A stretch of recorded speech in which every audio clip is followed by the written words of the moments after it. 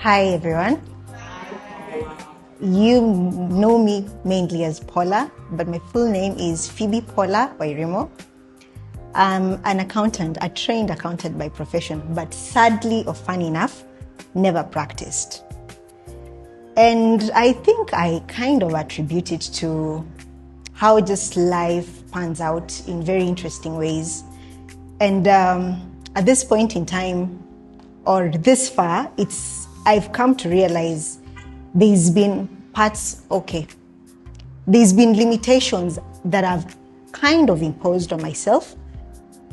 And key reason being probably the element of fear, the element of procrastination, the element of feeling not good enough. But, having people or someone look out and feel there's something that can come out of you and constantly is on your back in a nice way, and this person is in this room.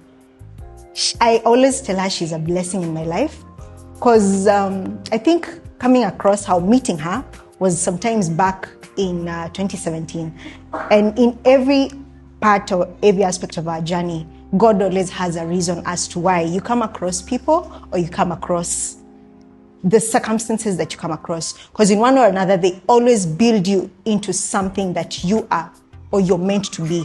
And in one way, they help you get to a point where you're finally able to take off in your fulfillment of your life's purpose. So before this community, and I'm glad I'm here, I feel really welcome.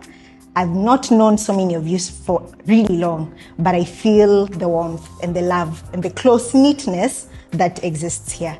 So I think before joining any of House of Mastery program, I believe I was so much, my head was more so buried in the sand for a really long time. And maybe to mention, I am a millennial that kind of passes as a Gen Z. So yes. So I think for a long time, I've really been hidden. And to finally get into this space and realize, wow, kumbe, there's more to this, there's more to life. I can be something. I am something. I am worth of something. It gives you a really good energetic boost that really propels you forward. And for sure, because joining House of Mastery, or like the first program that I got into, was for the 2024-2025. And I can tell you, 2025 right now into 2026, I've already felt a huge difference that I can't quite explain. I remember at the start of 2025, I promised myself that 2025 will be my year. It really was my year, but not in the way that I had thought it would pan out. But am I mad about it? Not at all. If anything, I am even more so grateful for how it panned out, because it kind of realigned me into my divine destiny. And the Return 90 program, I feel now, is a culmination of that divine realignment. And there's nothing that's as beautiful as knowing there's a possibility of you getting back to who you really were. At some point in, there's a program, I was in a public speaking space. And I remember one time thinking to myself, what happened to that bold, assertive, enthusiastic child that was me back then?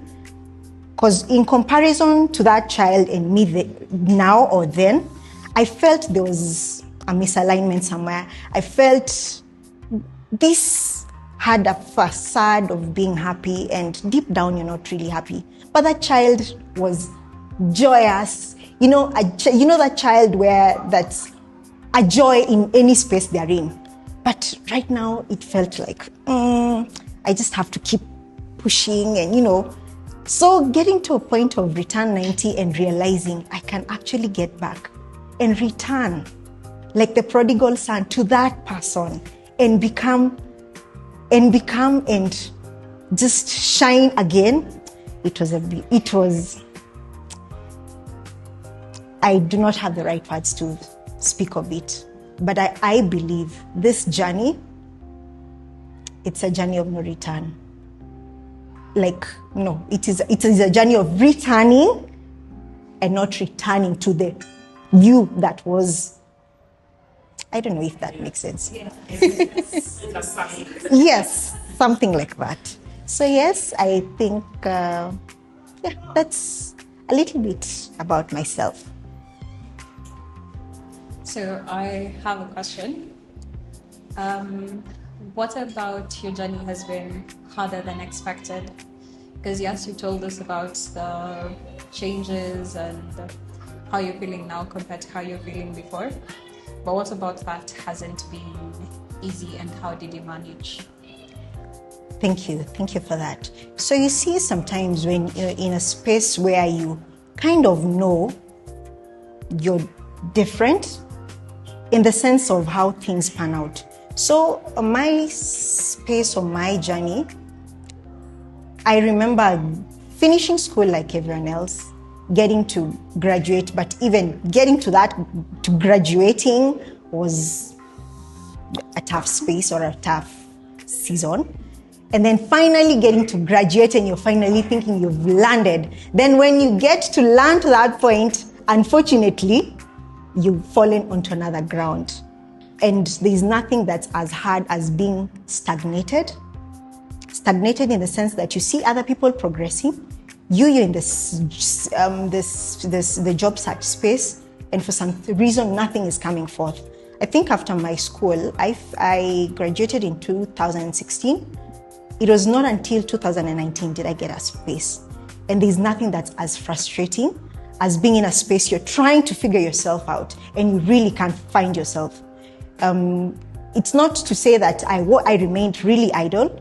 I tried to do a few things, get into spaces of training, but for some reason, there's always that, humanly you'll always find a reason to kind of compare yourself with the peers or those around you. So you'll always feel there's that gap, there's that distance.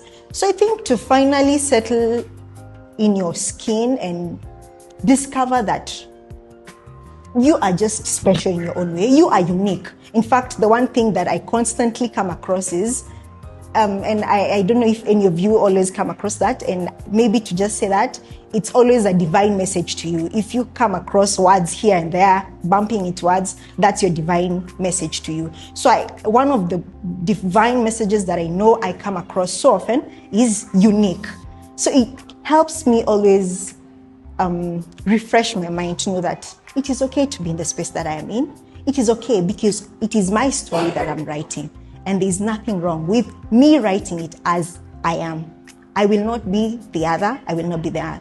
So the one thing that I always remind myself also is this is a palm. It is my palm, but there's different sizes of the fingers. But all these make up my palm. And my palm is unique. So I think with that, I always remind myself about it. And that has really helped me. Yes.